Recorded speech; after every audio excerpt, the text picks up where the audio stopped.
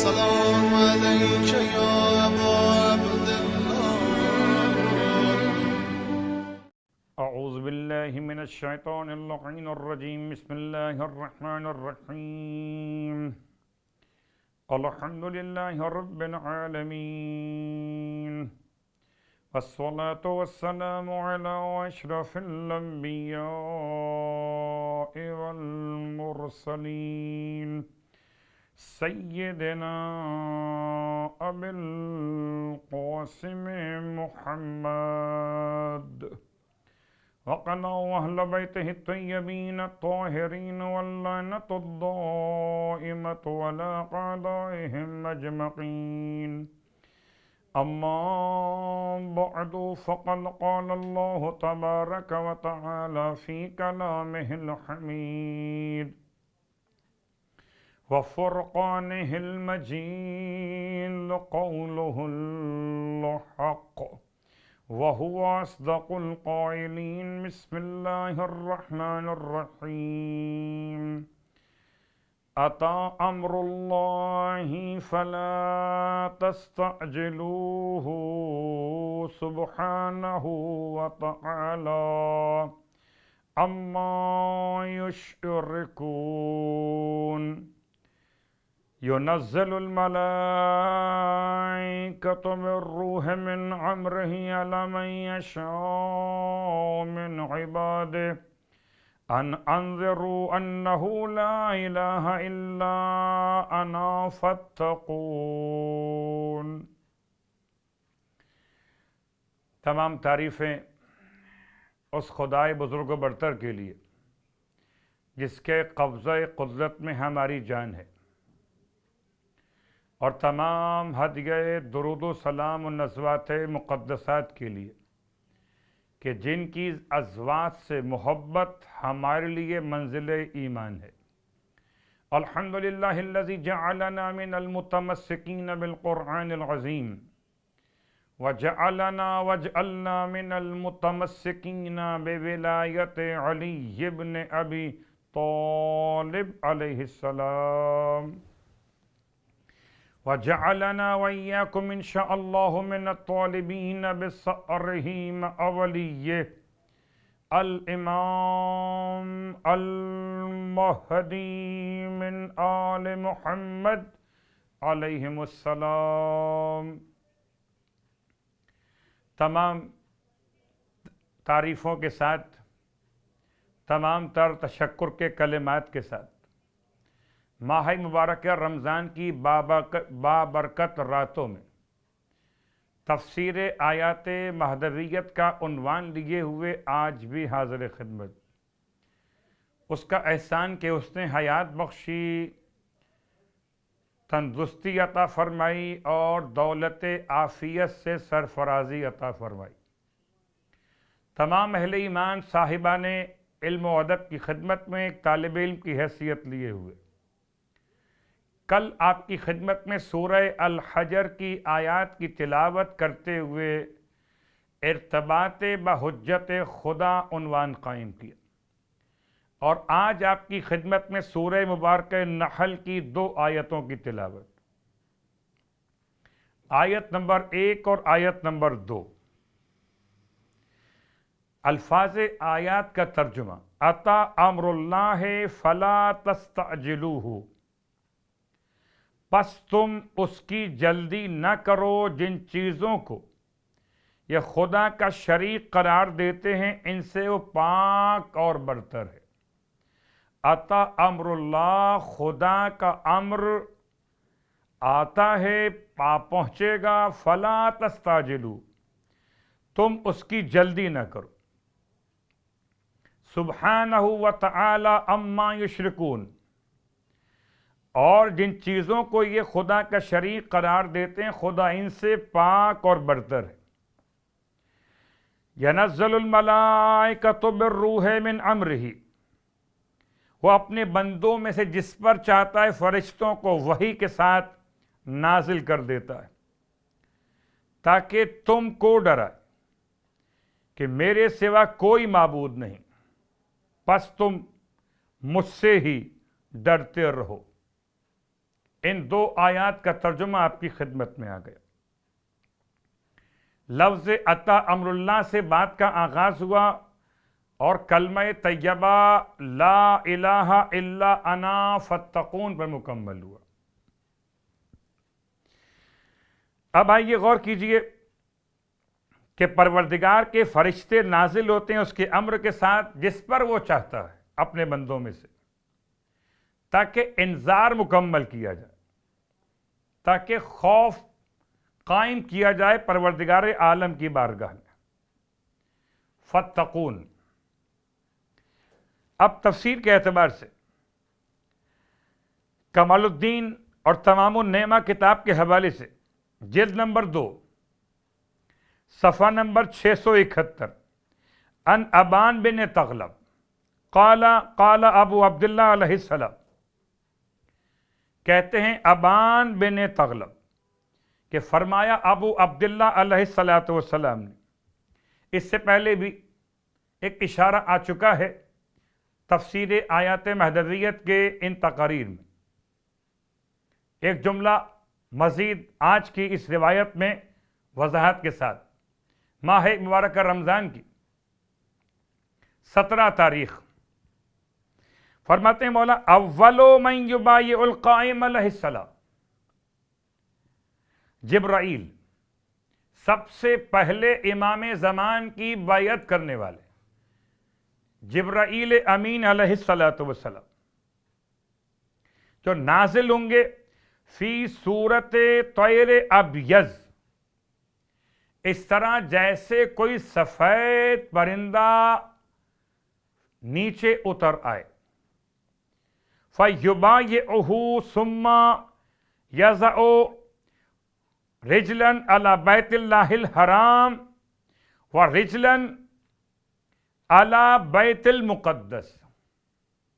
پھر امام فرماتے ہیں جبرائیل امین اس انداز سے کھڑے ہو جائیں گے، پہلے شکل پرندہ سفید میں طیر ابیض میں، پھر اس طرح سے کہ ایک قدم جبرائیل امین کا بیت اللہ الحرام کے لیے اور ایک قدم بیت اللہ مقدس کے لیے۔ ثم ینادی بصوت طلق تسمعہ الخلائق، پھر بڑی بلند آواز سے جناب جبرائیل امین فرمائیں گے، ندا دیں گے اس طریقے سے کہ تمام مخلوقات خدا سن لیں۔ کیا فرمائیں گے؟ اتا امر اللہ فلا تستعجلوہ، خدا کا امر آ پہنچا، تم اس کے بارے میں اب کوئی جلدی نہ کرو۔ کتاب کے حوالے بہت سارے، اصول دین، اصول کافی کمال الدین، دلائل الامامہ تفسیر عیاشی، اثبات الہدیٰ تفسیر البرہان، حلیت الابرار اور المحجہ بحال الانوار، اور آخر میں نوادر الاخبار، صفحہ نمبر 271۔ امام جعفر صادق علیہ السلام کی اس روایت کا ترجمہ آپ کی خدمت میں پیش کیا جا چکا۔ ایک قدم بیت اللہ پر ہوگا، ایک قدم بیت اللہ کے مقدس پر ہوگا، بیت اللہ الحرام، بیت اللہ المقدس، اور پھر آپ کی آواز۔ اب ایک بات بڑی آسان سی بیان کر دی جائے، جبرائیل امین علیہ السلام اس انداز سے نازل ہوں گے کہ 2 قدم ان 2 خدا کے مقدس حرم کے اندر رہیں گے۔ کون جبرائیل امین؟ کہ جو جناب سیدہ فاطمۃ الزہرا سلام اللہ علیہا کی چادر کے اندر آئے تھے۔ کب؟ حدیث کسا کے نزول کے وقت خدا سے لی اجازت، آئے زمین پر، سلام بھی لائے، پیغام بھی لائے، اور آئے تطہیر کا عنوان بھی لے کر آئے، مگر پہلے اجازت طلب کی چادر میں داخل ہونے کی، اور جب چادر میں 5 کے چھٹے بن گئے، اللہ اکبر، اتنا بڑا وجود جبرائیل امین علیہ السلام کا، امام زمانہ علیہ السلام کی خدمت میں آنے والے ان روایات کے ذیل میں جو آپ کے ہاتھوں پر بیعت کرنے والے، کتاب علل الشرع، صادق آل محمد علیہ الصلاۃ والسلام نے ارشاد فرمایا، اعلان ظہور مہدی آل محمد عجل اللہ فرجہ الشریف، حضرت جبرائیل علیہ السلام اس آیت کی تلاوت سے کریں گے، اتا امر اللہ فلا تستعجلوہ، جبکہ مشرق اور مغرب میں یہ ندا جبرائیل امین اسی آیت کی صورت میں سنی جائے گی۔ اس آیت کو یاد کر لیجئے، بچوں کو یاد کرا دیجئے۔ ظہور امام بہت دور نہیں، انسان اپنے آپ میں تیاری مکمل کر لے، علامتیں اپنے اندر پیدا کر لے امام کے ناصروں والی، اور یہ آیت یاد رہے۔ کتاب کا حوالہ دارالسلام در احوال حضرت مہدی علیہ السلام، صفحہ نمبر 569۔ امام علیہ السلام نے ارشاد فرمایا، بوقت ظہور مہدی آل محمد علیہ السلام، ندائے جبرائیل امین اس آیت کی تلاوت کی صورت میں سنائی دے گی۔ ایک اور روایت آپ کی خدمت میں آئی، الزام الناسب کتاب کا حوالہ، جلد نمبر 1 صفحہ نمبر 97۔ امام صادق علیہ السلام کی روایت، فرمایا مہدی آل محمد کی سب سے پہلے جو بیعت کریں گے وہ جبرائیل امین، جو پرندے کی شکل میں نازل ہوں گے اور بیعت کریں گے، اور 313 اصحاب قائم حاضر ہوں گے، اور جبرائیل امین لوگوں کو آواز دیں گے اور آپ کی آواز کو تمام مخلوقات سنیں گے۔ اس کے بعد کتاب اہل سنت کا حوالہ، الاشاعۃ لاشراط الساعہ، صفحہ نمبر 198۔ کہتے ہیں کہ امام مہدی علیہ السلام کی تائید اور تصدیق کے لیے ان کے سر پر ایک بادل سایہ فگن ہوگا، جس میں سے ایک منادی کی آواز آ رہی ہوگی، ھذا المہدی خلیفۃ اللہ فاتبعوہ۔ ان کے سر پر ایک بادل سایہ فگن ہوگا، اس بادل میں سے منادی کی آواز آ رہی ہوگی، ھذا المہدی خلیفۃ اللہ فاتبعوہ، یہ اللہ کے خلیفہ ہیں مہدی، لہذا ان کی اتباع کرو۔ اور اس بادل میں سے ایک ہاتھ نکلے گا جو امام مہدی کی طرف اشارہ کرے گا کہ یہی مہدی ہیں، ان کی بیعت کرو۔ ان روایات کے ساتھ ساتھ سورہ نحل کی ایک اور آیت آپ کی خدمت میں، وَعَلَامَاتٍ وَبِالنَّجْمِ هُمْ يَهْتَدُونَ، اور بہت سی نشانیاں بھی اور ستارے بھی جس سے لوگ راہ پاتے، وَبِالنَّجْمِ هُمْ يَهْتَدُونَ۔ تفسیر مجمع البیان میں امام صادق علیہ السلام ارشاد فرماتے ہیں، کیا فرماتے ہیں کہ نحن العلامات، علامات بالنجم، علامات سے مراد ہم ہیں، اور نجم سے مراد رسول خدا صلی اللہ علیہ وآلہ وسلم۔ ان اللہ جعل النجوم امانا لأہل السماء، اللہ نے جس طرح قرار دیا ستاروں کو آسمان کے لیے امان کی علامت، وَجَعَلَ أَهْلَ بَيْتِي أَمَانًا لِأَهْلِ الْأَرْضِ، اور اللہ کے حبیب کے فرمان کے مطابق اللہ نے قرار دیا آپ کے اہل بیت کو زمین والوں کے لیے وسیلہ امان۔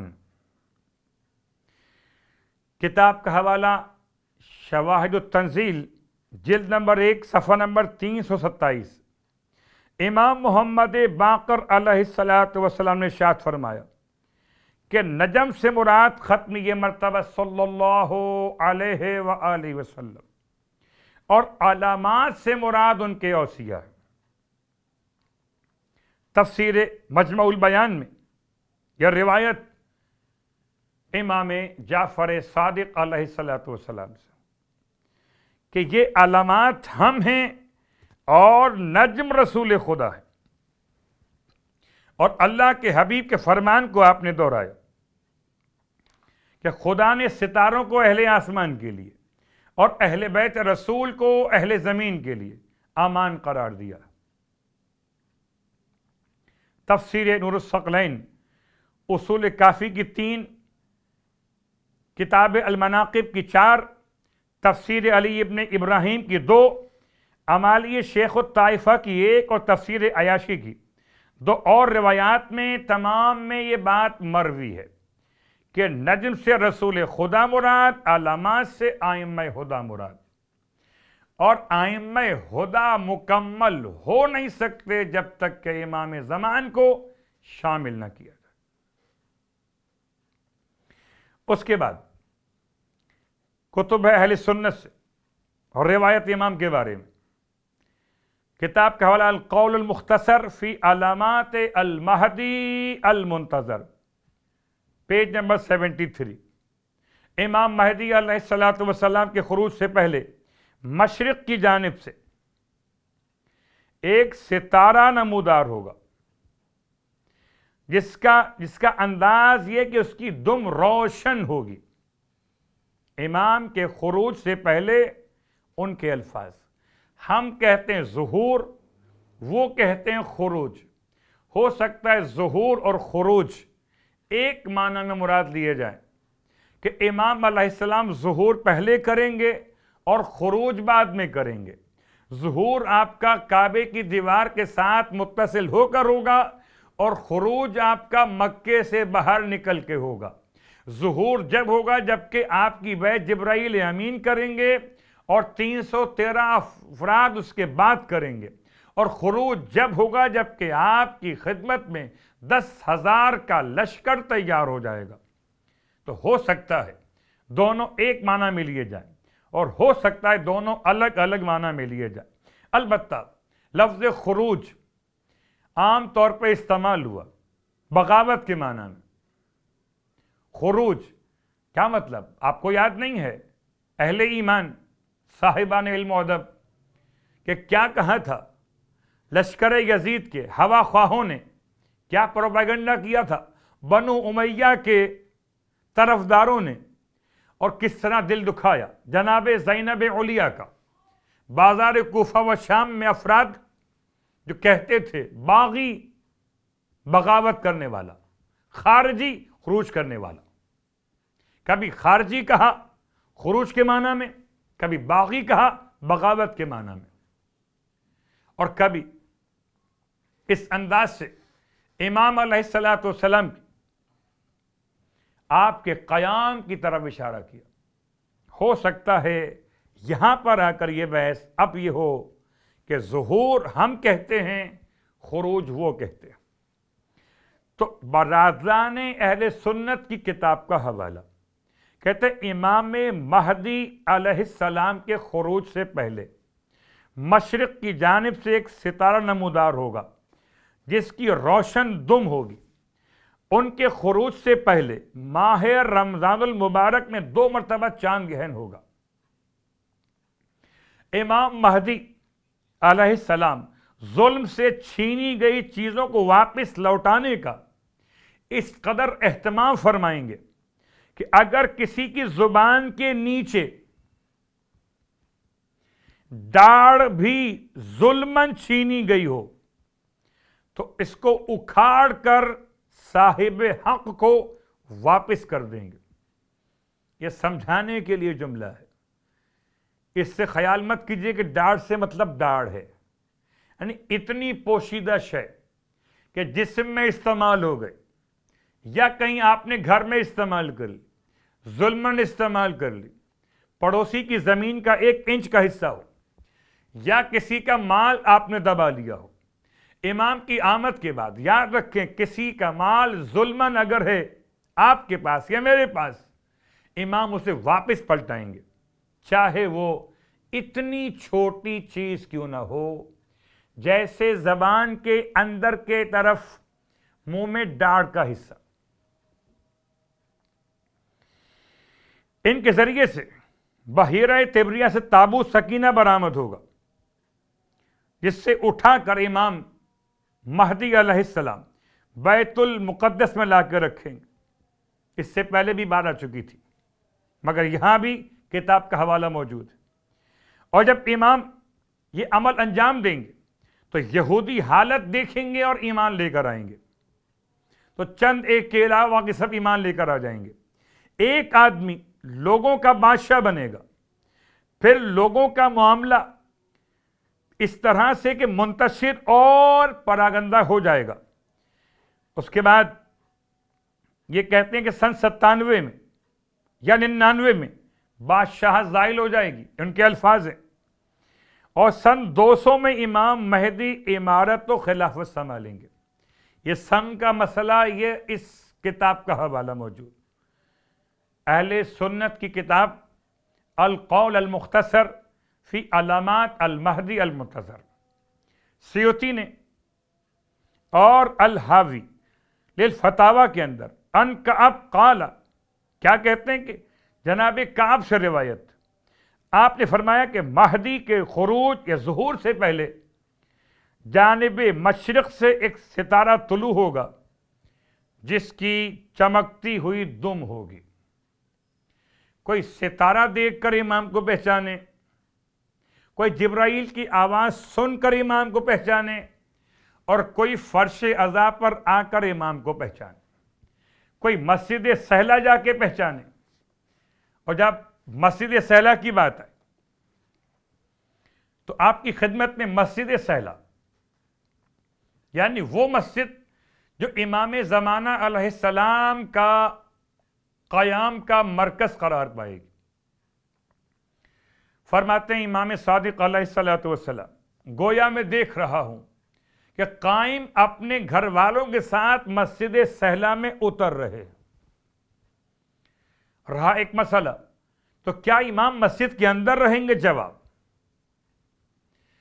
اللہ کے حبیب ختم یہ مرتبہ صلی اللہ علیہ وآلہ وسلم اور مولا کائنات علی ابن ابی طالب علیہ السلام، آپ دونوں کے گھر کے حجروں کو دروازے مسجد کے اندر کھلتے تھے، اور باقی اور افراد بھی کچھ اس طریقے سے بنے ہوئے تھے کہ مسجد کی چار دیواری کی بجائے حجروں کی دیواریں مسجد کی دیوار کا کام دیتی تھی، تو اس طرف سے اس طرف جانے کے لیے بجائے گھوم کے باہر سے جائیں، یہ بیچ میں مسجد کے اندر سے ہو کے نکل جاتے تھے۔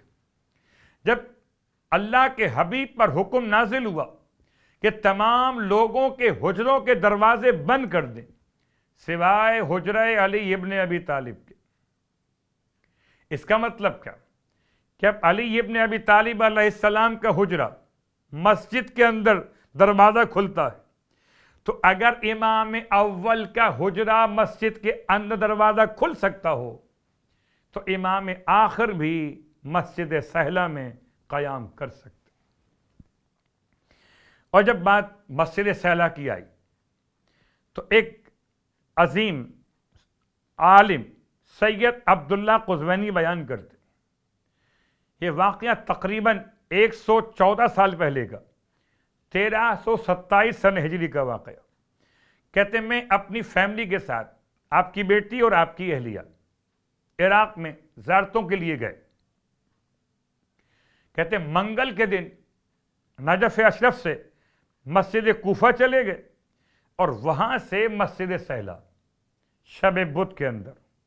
کہتے باقی ہمارے ساتھی تو چلے گئے واپس، ہم نے فیصلہ کیا کہ ہم مسجد کوفہ سے جائیں گے مسجد سہلہ شب بدھ، وہاں کے اعمال انجام دینے کے لیے۔ رات ہو گئی مسجد سہلہ میں، باقی سب جا چکے تھے، ہم اکیلے ہی رہ گئے، فیملی ہماری۔ کہتے ہیں بس ہم تھے، ہماری فیملی اور ایک خاتون اور تھیں۔ مسجد سہلہ میں آ گئے، نماز مغرب عشاء پڑھی، وہاں کی دعائیں پڑھی، وہاں کے اعمال کیے، اور جب فارغ ہوئے تو رات کافی ہو چکی تھی. کہتے ہیں اسی رات ہمیں واپس مسجد کوفہ جانا تھا. اب ایک خوف طاری ہوا ماحول کو دیکھتے ہوئے کہ واپس کیسے جائیں گے, سواری کا انتظام نہیں ہوتا. اربانہ چلاتے ہیں وہاں پر آج بھی لوگ, ریڑھی بان جسے آپ کہتے ہیں اردو کے اندر, یا عراقی وہاں مذاقاً کہتے ہیں کہ مرسڈیز جو چلاتے ہیں ہاتھ سے, لکڑی کا ٹھیلا بنا ہوا اس پہ بندے بٹھائے جاتے ہیں اور اسے کوئی مزدور چلاتا ہے اور پہنچاتا ہے. کہتے طریقہ یہی تھا کہ آپ مسجد سیلا سے مسجد کوفہ تک ریڑھی باندھ کا ریڑھی استعمال کر کے پہنچیں گے. پریشانی بہت تھی کہ اجنبی ماحول میں خدا معلوم حالات کیسے. اس پر ایک بہت بڑی خبر چل رہی تھی. خبر کیا چل رہی تھی کہ عطیہ نامی ایک ڈاکو نکلا ہوا اس علاقے میں, لوٹ لیتا تھا, کھانا پینا بھی چھین لیتا تھا. تو ایک کیفیت فطری طور پر تھی پریشانی والی. کہتے ہیں کہ اس خیال سے اور خوف بڑھ گیا, اب کیا ہوگا. اس خوف کی حالت میں کہتے ہیں ہم نے پریشان دل کے ساتھ امام زمان کو آواز دی مسجد سہلا کے اندر, اور آپ سے توسل کیا, آپ کے مقدس وجود سے مدد طلب کی. جبکہ اسی حالت میں تھے کہتے میں نے دیکھا کہ مقام امام زمان مسجد سہلا میں, جو لوگ گئے انہیں معلوم ہے مسجد سہلا میں 7 مقامات بنے ہوئے. ان 7 مقامات میں سے وسط مسجد میں ذرا سا سمت قبلہ پیچھے ہٹتے ہوئے مقام امام زمان موجود ہے. کہتے میں مقام امام زمان کی طرف دیکھ رہا تھا تو ایک عجیب سی روشنی اس سے عقل دنگ رہ گئی. ایسا لگا جیسے سورج نے اپنی تمام شعائیں اسی مقام پر مرتکز کر دی. کہتے ہیں اٹھ کے فوراً گیا اس مقام کی طرف تو دیکھا کہ سید آگے بیٹھے. اندازہ نہیں تھا کون آگے بیٹھے, سید آگے بیٹھے, کوئی عالم, کوئی دعا مانگنے والے, نماز پڑھنے والے. عظمت و جلالت ان کے وجود سے ظاہر تھی. وہ اس جگہ کر رہے تھے عبادت. کہتے میں ان کے قریب جا کے بیٹھ گیا. جب وہ نماز سے فارغ ہوئے تو میں نے ان کے ہاتھ کا بوسہ لیا سید کے احترام میں. اب میں چاہتا تھا کہ ان کی پیشانی بھی چوم لوں مگر وہ پیچھے ہٹ گئے اور انہوں نے یہ کام مجھے کرنے نہیں دیا. میں ان کے پہلو میں بیٹھ گیا. ٹھیک ہے سید ہم بھی یہاں بیٹھ گئے, روشنی ہو رہی ہے. کہتے میں دعا اور زیارت پڑھنے لگا, وہ اپنی دعائیں پڑھتے رہے. جب میں اس جملے پر پہنچا السلام علی الامام صاحب الزمان, تو میں حیرت میں پڑ گیا کہ وہ سید مجھے سلام کا جواب دے رہے تھے, وہ علیکم السلام. میں نے اپنے دل میں خیال کیا یہ کون ہے, یہ کیا رویہ ہے, میں اپنے امام کو سلام کر رہا ہوں اور یہ مجھ سے کہتے ہیں وعلیکم السلام. تصور نہیں تھا. اللہ مسجد سہلا, خوف کا ماحول, تنہائی اور مقام امام زمان پر ایک سید کے ساتھ بیٹھ کر بھی متوجہ نہیں تھے کہ امام ہو سکتے. پھر میری اس کیفیت کو محسوس کرتے ہوئے انہوں نے مجھے دیکھا اور فرمایا اطمینان سے عبادت کرو اور دعا پڑھو.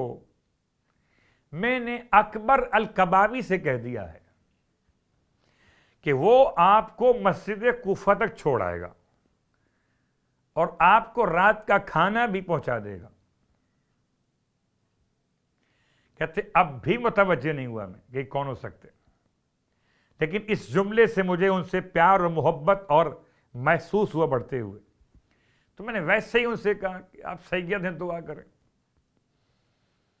اب میں بات کر رہا تھا ان سے تو میری فیملی بھی آ گئی اور وہ خاتون بھی جو ساتھ تھی فیملی کے علاوہ. میں نے 3 باتیں ان سے کہیں. پہلی بات وسعت رزق کی دعا, کہ چھٹکارا ملے تنگی سے، نمبر 2 موت کے وقت میرا مدفن کربلا میں ہو، اور تیسری میں نے ان سے بات کی دعا کریں کہ خدا مجھے ایک بیٹا، نیک بیٹا عطا کر۔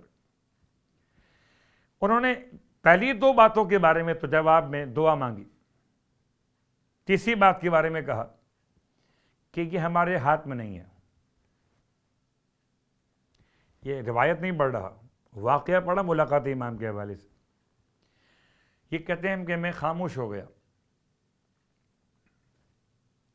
اس کے بعد کہتے ہیں مجھے یہ بات یاد ذہن میں بعد میں آئی کہ جب میری شادی ہوئی تھی تو میں نے شادی کے وقت میں میری ماں نہیں مان رہی تھی شادی کے لیے، تو میں نے امام رضا سے توسل کیا تھا اور مولا سے کہا تھا مولا شادی کروا دیں، میں اولاد بھی نہیں مانگوں گا۔ کبھی کبھار ہوتا ہے انسان خود خدا سے ایگریمنٹ کر لیتا ہے، خود معصوم سے ایگریمنٹ کر لیتا ہے اور پھر بعد میں بھول جاتا ہے۔ کہتا اسی لیے میں نے اصرار نہیں کیا کہ ٹھیک ہے سید نہیں منع کرتے کوئی بات نہیں۔ میری بیوی آگے بڑھی، اس نے سید سے کہا کہ 3 میری دعائیں قبول آپ مانگ لیجئے۔ پہلی دعا کیا دعا کہ میری وفات ہو تو میرے شوہر کی وفات سے پہلے ہو، بیوی کہہ رہی، اور میرا شوہر مجھے اپنے ہاتھوں سے دفن کر، وہ سطح رزق ملے، اور تیسری بات مدفن یا کربلا میں ہو یا مشہد میں ہو۔ اس کے بعد کہتے ہیں جو خاتون ساتھ میں تھی ہماری فیملی کے علاوہ، اس نے بھی سید سے کہا میری بھی دعائیں کر دیجئے۔ کہ کیا دعا آپ کی ہے؟ کہ میری بہو بیمار رہتی ہے کہ شفا مل جائے۔ ارشاد فرمایا شفا اس سے میرے دادا دیں گے، مسیح کاظم علیہ السلام۔ دیکھیے توجہ بھی نہیں ہو رہی، اتنی باتیں ہو رہی ہیں کہ یہ سلام کرتے ہیں، امام زمان کا نام لے کے سلام کا جواب وہ دیتے ہیں، یہ اپنی حاجت کہلواتے ہیں، وہ اس کے اوپر فیصلہ کر رہے ہیں کہ یہ ہوگا اور یہ نہیں ہوگا، تب بھی پردے نہیں ہٹ رہے عقل کے اوپر سے۔ پھر اس خاتون نے کہا کہ میرے بیٹے حق میں دعا کر دیں، اس کی مال میں برکت ہو۔ نمبر 3 دعا کریں اس کی عمر لمبی ہو جائے۔ سید نے تینوں دعاؤں کے لیے حامی بھر لی اور کہتے میں اس بات کا گواہ ہوں کہ اس خاتون کی بہو کو کاظمین پہنچ کر ہی شفا ملی۔ میں اس بات کا شاہد ہوں کہ اس عورت کا بیٹا بڑا مالدار ہوا، شفا مل گئی، اور اس کی اتنی لمبی عمر ہوئی، جس وقت کا یہ واقعہ بیان کر رہے ہیں کہتے 95 سال تک اس کی عمر پہنچی تھی۔ سید قزوینی جو اس کو بیان کر رہے ہیں اپنی اس کیفیت کو، کہتے ہیں کہ ہم دعا اور زیارات کے بعد وہاں سے نکل پڑے، ابھی بھی توجہ نہیں ہے۔ اس گفتگو اور پربرکت ملاقات کے بعد جو ہمیں امام کے مقام پر امام سے نصیب ہوئی، مجھ سے میری بیوی نے باہر نکل کے کہا آپ جانتے ہیں سید کون تھے؟ کہا نہیں۔ بیوی کہتی ہے کہ امام زمانہ تھے۔ اللہ اکبر۔ اس وقت میں دوڑ کے واپس گیا کہ اس مقام پہ اپنے آقا مولا کا دیدار دوبارہ کر لوں۔ جب وہاں پر پہنچا تو وہاں کچھ بھی نہیں تھا، نہ وہ نور، نہ ہی کسی قسم کے آثار۔ ایک فانوس تھا جو لٹک رہا تھا اور روشنی بڑی مختصر تھی، باقی پوری مسجد میں گپ اندھیرا تھا اور ایک سکوت کا سما، ہر طرف خاموشی تھی۔ اس وقت بات سمجھ میں آئی ایک کیسی امداد فرمائی تھی۔ مسجد سیلا سے باہر نکلے، ایک ریڑی بان خود سے چل کر آیا کہ میں آپ کو مسجد کوفہ پہنچا دوں۔ کہتے میں نے پوچھا تمہارا نام کیا ہے؟ کہا اکبر البہائی۔ تو مجھے یاد آیا کہ سید نے تو کہا تھا اکبر الکبابی، یہ البہائی کون؟ ایسے حالات کے ہر ایک پہ بھروسہ کرنا، ساتھ میں فیملی بھی ہے۔ دوبارہ پوچھا دوبارہ نام بتاؤ اپنا، دوبارہ نام کیا ہے؟ کہ اکبر البہائی۔ گھبرائیے نہیں، میں جس محلے میں رہتا ہوں اسے الکبابی کہتے ہیں۔ اللہ اکبر۔ ریڑی بان ہمیں بٹھا کر مسجد کوفہ لے کر پہنچا اور راستے میں بڑی محبت کے ساتھ پیش آتا رہا۔ اس نے کہا کہ مجھ سے سید نے کہہ دیا تھا کہ میں آپ کو پہنچا دوں۔ رات کے کھانے کا انتظام بھی کر دیا، بات تمام ہو گئی۔ اور بات کو سمیٹتے ہوئے بس ایک جملہ آپ کی خدمت، ماہ مبارک رمضان کی 17 تاریخ لیلۃ البدر، لیلۃ المعراج، ایسی رات جس نے مولا کائنات کو 3003 فضیلتیں عطا ہوئی۔ اور آخری جملہ، اس رات کا ایک اور عنوان بھی بنا، لیلۃ القربہ۔ اللہ کے رسول کی پیاس بجھانے کے لیے مولا کائنات پانی بھر کے لائے تھے۔ ایک مشکیزہ یہ، ایک مشکیزہ کربلا میں عباس کے ہاتھ۔ اب فرق ایک ہے، اللہ کے رسول کی پیاس بجھا دی مولا کائنات نے بدر کے واقعے میں، مگر ہائے عباس اپنے آقا اور مولا سے کہہ کے رخصت ہو گئے، آقا میری لاش کو خیمے میں لے کر مت جائیے گا، سکینہ سے وعدہ کیا تھا کہ پانی لے کر آئیں گے، اور عباس پانی نہ لا سکا، شرمندہ، واہ غربت، واہ مصیبت۔ جبکہ حالت یہ تھی کہ سکینہ انتظار میں۔ بس آخری جملہ، سارے بچوں کو جمع کیے ہوئے کہ میرا چچا پانی لائے گا، تم سب کو پانی پلاؤں گی۔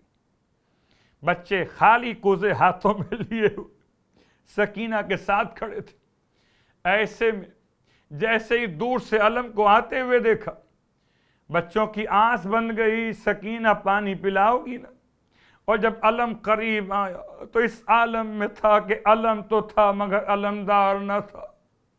بچوں کے ہاتھوں سے خالی کوزے چھوٹ کے زمین پہ گر پڑے۔ ہائے عباس، ہائے عباس کا ماتم شروع ہوا، واہ مصیبت۔ الا ولعنۃ اللہ علی القوم الظالمین، وسیعلم الذین ظلموا ای منقلب ینقلبون۔ پروردگار واسطہ محمد و آل محمد کا موت کے وقت ہم سب کو پیاس کی زحمت سے محفوظ فرما۔ پروردگار قیامت کے میدان کی شدید گرمی میں آب کوثر ساقی کوثر کے ہاتھوں نصیب فرما۔ پروردگار واسطہ محمد و آل محمد، ہمارے امام کو ہم سے راضی خوشنود فرما، ہمارے امام کے ظہور میں اب تعجیل فرما، ہم کو امام کے خدمت گزاروں میں، امام کے اطاعت گزاروں میں شامل فرما۔ ربنا تقبل منا انک انت السمیع العلیم، بجائے محمد وآلہ المعصومین، برحمتک یا ارحم الراحمین۔